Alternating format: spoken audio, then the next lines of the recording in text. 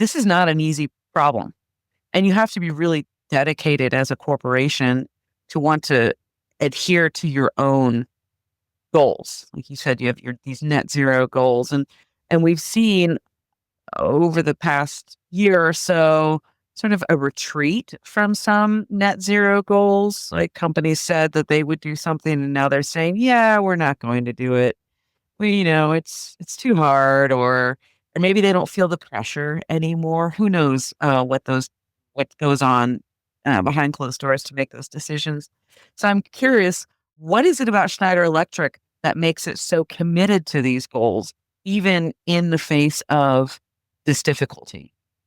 I mean, obviously, leadership is a first ingredient. The conviction that leaders may have, and we've had a CEO, as I said, that started this journey 20 years ago, and was now the chairman of the company, Jean-Pascal Tricoire, and then our newly appointed CEO as of November, Olivier Blum, was previously Chief Strategy and Sustainability Officer. So I do think the vision of the leadership is critical to having kind of it's really to steering the ship and to making sure that it's because it's an all in on deck type of effort. I mean, to deliver on sustainability, it's never going to be just the CSO and the CSO team role. A 20, 30, 40, 50, no matter how big your sustainability team is going to be in a 150,000 company, is not going to be able to deliver unless it's really infused throughout the company as a vision and as a key goal we want to deliver. I believe also we're uniquely placed at Schneider because of what our business is about. We are enabling the sustainability of our customers and therefore have a critical role in showing how it can be done, which may not be the case for other companies that have set net zero goals that were more because, yes, they were inspired leaders, or also because science, that's what science is asking us to do. And so we may be listening to either the regulatory frameworks or the scientific bodies. You also need to find kind of the right approach for your business. And we have a unique position at Schneider to be able to demonstrate that. If we can create the blueprint for net zero, which requires a lot of the technologies we're supporting, we're enabling a lot of other companies to adopt these net zero blueprints and to deliver adopting technologies like the one that Schneider is providing. So there is obviously a beautiful, feedback loop or a virtuous circle that we can leverage in many occasions. Doesn't mean that everything can be done, because even if you're running a business that is selling sustainability, you're facing the same constraint as other businesses in terms of profitability or specific expectation on your balance sheet for this specific quarter. So we have to also really work hard on demonstrating that value within the existing financial frameworks.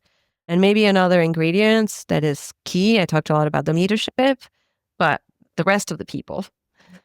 The people at Schneider are truly amazing in that matter. I think most people join Schneider because of its purpose and because of its sustainability credential.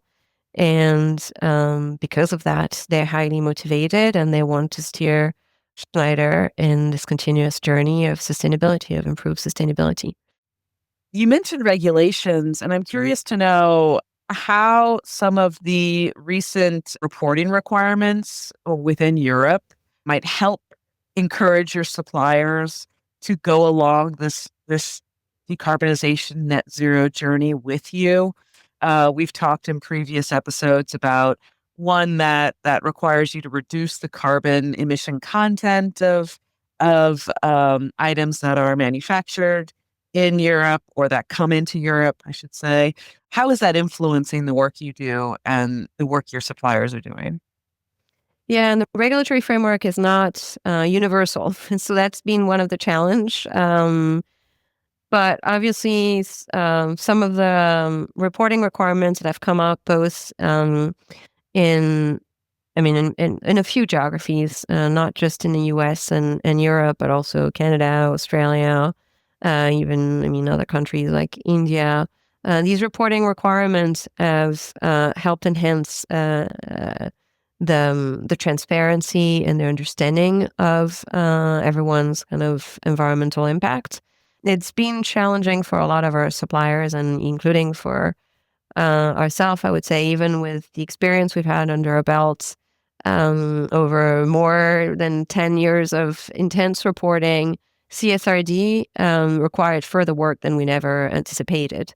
We'd been reporting on CDP for, I think it's the 12th year in a row where we're getting A rating. And so we've been really diligent on transparent reporting on environmental and social commitments and ambition. And yet CSRD and ISSB required a lot of additional work. And as I mentioned earlier, in data granularity and data quality, in governance, in detailing the transition plans, and particularly the financial investments that are required.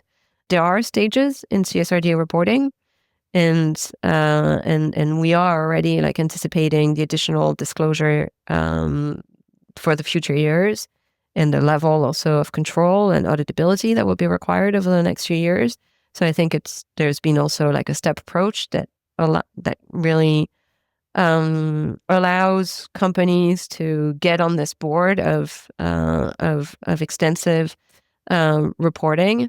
But more than reporting, I think what will be interesting and what I'm most excited about when we see the first CSRD reports out there from the companies that are already need to comply with, which is not all companies at this stage, is how do we read from the reports, and how do we draw lessons on performance and what can be improved? Because it's okay to publish numbers. We can likely all publish numbers at the end of the day, but it's what are we going to use these numbers to change or to do what? And I think this is really what will make the real world difference in the long run, is not the extensive reporting, but it's more how we've used the extensive reporting, and the fact that maybe for the first time ever, some companies are going to start reporting their recycled content or their recyclability content or the volumes of hazardous substances that they have in their product, and then start realizing that they can take action to improve these numbers. I mean, it's we're many to say what you don't measure, you can't understand. And I think this is what these frameworks are steering us to do. There's always a question of, is there too much? CSRD is extremely extensive, more than 1,000 data points. So again, I think we'll see with the first reporting to what extent everyone is really able to play the game, and what lessons we can draw in terms of where we want to steer companies on a better sustainability journey. When you're working with some of your suppliers, either on scope 2 emissions related to their own, how they use their own electricity, and then scope 3, what is some of the top advice you give them to help them start thinking differently about their own operations? If I were to simplify, I'd say anyone was starting, and this is what we've done with our suppliers, you start with scope 1 and 2.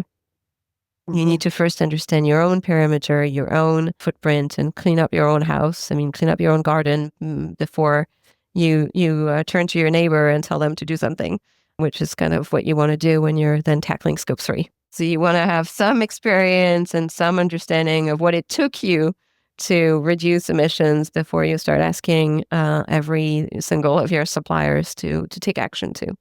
But electricity is where most of the carbon emissions are expected to happen in the economy by 2030. We can heavily decarbonize the electricity we're consuming. The IEA, the International Energy Agency, says we should triple the amount of renewable energy by 2030 if we're to stay on track with the climate scenarios I mentioned earlier, the 1.5 or the 2 degree scenario. So addressing the sources of electricity in your operation and within your supply chain is usually one of the best lever to deploy.